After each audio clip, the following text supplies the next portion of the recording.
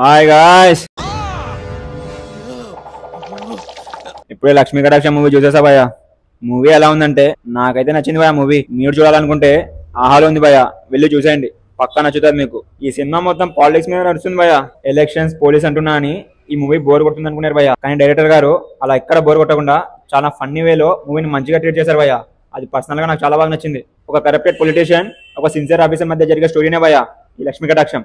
And ఆ sincere ఆఫీసరే మన hero భయ్యా. అండ్ ఈ మూవీలో ఉన్న పాజిటివ్స్ గురించి మాట్లాడుతుంటే సాయి కుమార్ గారు, ఆ నామిని గారు భయ్యా చాలా మంచిగా చేశారు.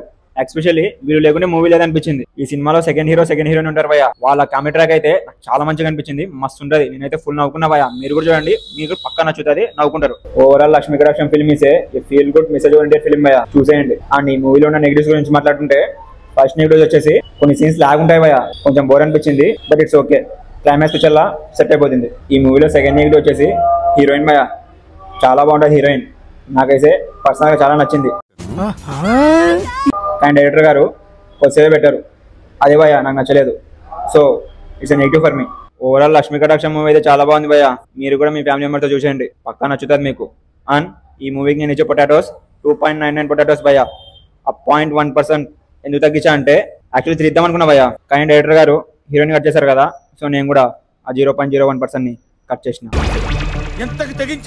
ఇలాంటి మరిన్ని వీడియోస్ కోసం బ్లాక్ చొక్కాని సబ్స్క్రైబ్ చేసుకోండి భయ్యా. పోచోక్ పోచోక్.